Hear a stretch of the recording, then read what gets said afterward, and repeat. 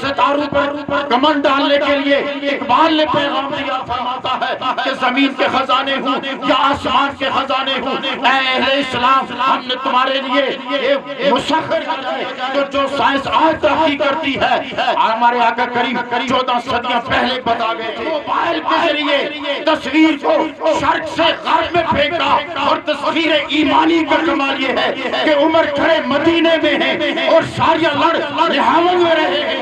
قرآن گھر کے اصولوں سے لے کر مدرسے تک، مدرسے سے لے کر میدان جنگ سے لے کر ایوان اقتدار تک، ایوان اقتدار سے گلیوں بازار تک قرآن اور حدیث ساری تعلیمات ہیں۔ نقلیں بھی ہماری اتارتے ہیں، تانے بھی ہمیں دے واصحابہ اجمعین، اما بعد، اعوذ باللہ من الشیطان الرجیم، بسم اللہ الرحمن الرحیم، رب اشرح لی صدری ویسر لی امری واحلل عقدۃ من لسانی یفقہوا قولی، صدق اللہ مولانا العظیم۔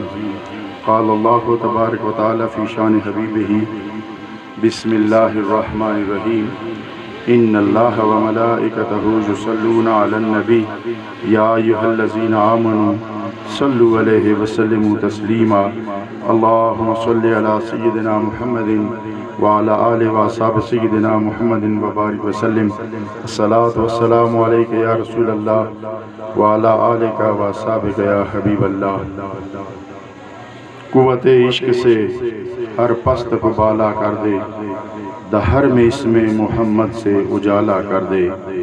انتہائی عزتوں کے قابل سامعین ذی وقار، حاضرین و حاضرات، اور بالخصوص آج کے مہمان خصوصی عزت مآب عالی مرتبت سابق وزیر اعظم آزاد کشمیر جناب سردار عبدالقیوم نیازی صاحب اور دیگر شرکائے حفلۂ ادب اور اس اسلامیہ ہائر سیکنڈری اسکول کے پرنسپل اور اس کے جمیع سٹاف اور تمام طلباء و طالبات، آج کی اس تقریب میں شرکت کر کے مجھے قلبی سکون اور خوشی محسوس ہو رہی ہے کہ ہمارے اس دور افتادہ پسماندہ علاقے میں اتنا خوبصورت اور عالی شان ایک تعلیمی ادارہ کام کر رہا ہے، جہاں طلباء کی تعلیمی سرگرمیوں کے ساتھ ساتھ ان کی سماجی سرگرمیاں اور ان کی اخلاقی تربیت کا بھی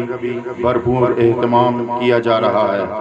حضرات محترم، جو قومیں اپنے مستقبل کو محفوظ بنانا چاہتی ہیں ان کی تمام تر توجہ اپنے بچوں پر ہوتی ہے، اس لیے کہ یہ بچے قوم کا مستقبل ہوتے ہیں اور آنے والے زمانے کے یہ معمار ہوتے ہیں۔ حضرات محترم، اس پرفتن دور میں جبکہ ہمارا ملک شدید قسم کی پریشانیوں اور اضطراب کا شکار ہے اور امت مسلمہ بھی مختلف قسم کے فتنوں کا شکار ہے اور اغیار آج عالم اسلام پر مختلف طریقوں سے حملے کر رہے ہیں، ایسے حال میں ہمیں قرآن و سنت کی روشنی میں اپنے ان بچوں کی تربیت کرنی ہوگی تاکہ یہ مستقبل میں ایسے بہترین نوجوان، بہترین انسان، جہاں یہ بہترین انسان اس قوم کے لیے ثابت ہوں، وہاں آقا کریم علیہ السلام کے بہترین امتی بھی ثابت ہوں۔ آج اگر ہم تاریخ کے اوراق پلٹیں تو ہمیں پتہ چلتا ہے کہ اہل اسلام کی تاریخ بتاتی ہے کہ کسی دور میں کرۂ ارض پر علم، کرۂ ارض پر تحقیق، اس زمین پر تمام تر کمالات اہل اسلام اور مسلمانوں کے پاس تھے۔ تاریخ کور الٹیں تو پتہ چلتا ہے کہ جب پیرس و لندن تاریکی میں ڈوبے ہوئے تھے تو غرناطہ و بغداد کی گلیاں جگمگایا کرتی تھیں، جب پیرس و لندن جہالت کے اندھیروں میں بھٹک رہے تھے تو اس وقت غرناطہ و بغداد کے شہر اور لائبریریاں مسلمانوں کو ایسا راہ دکھا رہی تھی کہ اس زمین کو ناپنے والے مسلمان تھے۔ صرف ایک سائنسدان ضیاء الدین ابن بیطار کی بات بتاؤں جس نے 90 سے زیادہ صرف آنکھ کی بیماری کی تحقیق کی تھی۔ اس لیے حضرات محترم اس پانی پر پہلا پیری بیڑا چھوڑنے والے بھی امیر المومنین حضرت عثمان غنی تھے۔ لیکن کیا ہوا کہ اغیار نے ہمیں قرآن سے دور کرنے کی کوشش کی۔ اغیار نے ایک سازش کی کہ دینی معاملات اور دنیاوی معاملات میں ایسا گیپ ڈال دو کہ مسلمان امت کا نوجوان اگر یونیورسٹی کا رخ کرے تو مسجد و مدرسہ کو اس کی پیٹھ ہو جائے، اور اگر مسجد و مدرسہ کا رخ کرے تو یونیورسٹی کو اس کی پیٹھ ہو جائے۔ لیکن ہمیں ثابت کرنا ہوگا کہ مسجد بھی ہماری ہے، مدرسہ بھی ہمارا ہے، یونیورسٹیاں بھی ہماری ہیں، تحقیق بھی ہمارے اسلاف نے کی ہے، اور چاند تک اگر قدم لگانے انہیں نصیب ہوئے ہیں تو چاند تک جانے کی جستجو پیدا کرنے کے لیے بھی قرآن میں آیات موجود ہیں، قرآن میں ایسے اسباب موجود ہیں جس میں کہا گیا ہے کہ تم تحقیق کرو، زمین کے خزانے تم استعمال کرو۔ اللہ کا فرمان ہے ان اللہ سخر لکم ما فی السماوات و ما فی الارض، کہ جو کچھ زمین و آسمان میں ہے اللہ نے تمہارے لیے مسخر کر دیا ہے۔ ارے ستاروں پہ کمن ڈالنے والے نوجوانوں کا خواب علامہ اقبال دے کر گیا تھا۔ ارے ستاروں پر کمن ڈالنے کے لیے اقبال نے پیغام دیا تھا۔ آج قرآن میں اللہ فرماتا ہے کہ زمین کے خزانے ہوں یا آسمان کے خزانے ہوں، اے اہل اسلام ہم نے تمہارے لیے یہ مسخر کر دیے ہیں۔ اس تسخیر کا کیا معنی ہے؟ اس تسخیر کا یہ معنی نہیں ہے کہ ہم قرآن کو صرف تلاوت کے لیے رکھ لیں، اس تسخیر کا یہ معنی نہیں ہے کہ نماز کو ہم صرف عبادت کے لیے رکھ لیں، بلکہ آج نماز اگر پڑھی جائے وہ بھی ہمیں بتاتی ہے کہ جسم کی تربیت کیسی ہونی چاہیے۔ قرآن اگر پڑھا جائے تو ہمیں بتاتا ہے کہ نوجوانوں کی تربیت کیسے کی جاتی ہے۔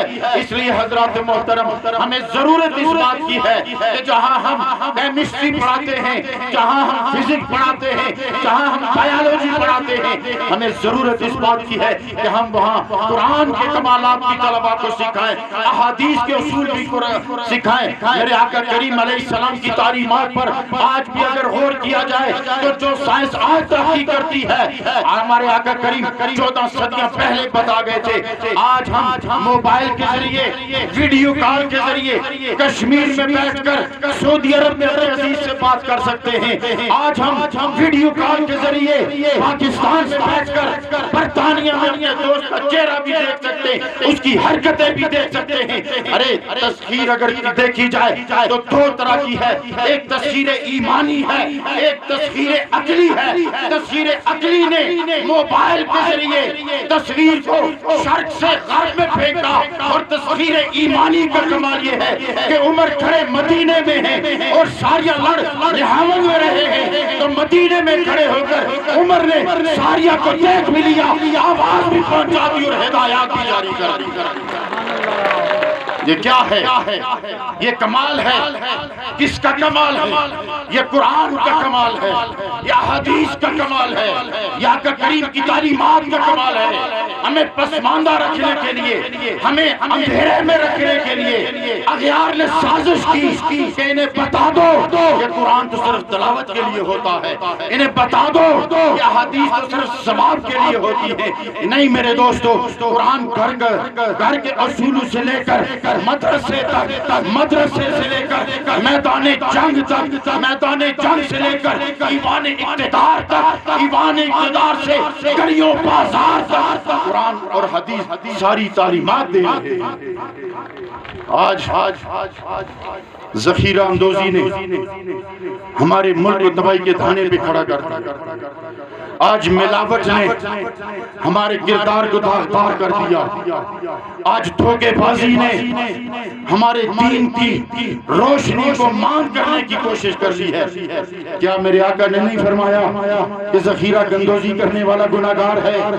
کیا میرے آقا نے نہیں فرمایا ملاوٹ کرنے والے پر اللہ کی لعنت ہے؟ کیا میرے آقا نے نہیں فرمایا دھوکہ دینے والے سے اللہ ناراض ہوتا ہے؟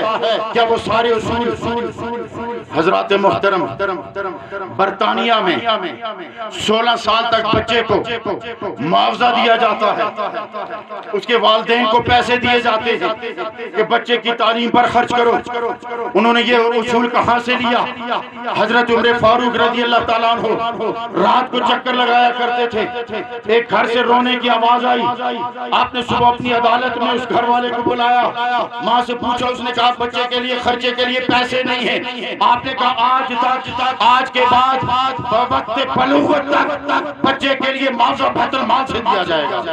وہ اصول جو حضرت عمر فاروق دے کر گئے تھے، وہ اصول جو حضرت عمر فاروق نے دیا تھا، آج غیر نے اپنا کے اپنے معاشرے کو ہمارے سامنے سنجیدہ کر کے رکھ دیا اور ہمیں غیر سنجیدہ سمجھتے ہیں، نقلیں بھی ہماری اتارتے ہیں، تانے بھی ہمیں دیتے ہیں۔ اس لیے آج یہ چونکہ ایک تعلیمی ادارہ ہے، اسلامیہ ہائر سیکنڈری اسکول میں شاندار ریزلٹ پر اس کے پرنسپل کو، اساتذہ کو جہاں مبارکباد پیش کرتا ہوں، وہاں یہ بھی میں اپیل کروں گا کہ قرآن و حدیث کی روشنی میں طلبہ کی ایسی تربیت کرو کہ جب یہ جائیں تو پتہ چلے کہ میدان میں اترے تو پتہ چلے یہ قرآن و حدیث کا امانتدار میدان میں آیا ہے، یہ قرآن و حدیث کا امین میدان میں آیا ہے۔ آج اگر ماں کا احترام ہے تو کس نے سکھایا؟ آج جنت کو عرش کے نیچے سے کھینچ کر ماں کے قدموں میں لانے والی محمد رسول اللہ کی ذات ہے۔ آج ماں کا ادب، باپ کا احترام، معاشرے کو اصول و ضوابط ہمیں کہاں سے ملتے ہیں؟ آؤ ہم اپنی اس لوٹی ہوئی متاع کو واپس لوٹانے کی کوشش کریں، ہم اپنی اس لوٹی ہوئی دولت کو واپس اپنے معاشرے میں لانے کی کوشش کریں۔ اللہ رب العزت ہمیں نیک عمل کرنے کی اور اصلاح احوال کرنے کی اور قرآن و حدیث پر عمل کرنے کی مکمل توفیق عطا فرمائے۔ وما علینا الا البلاغ۔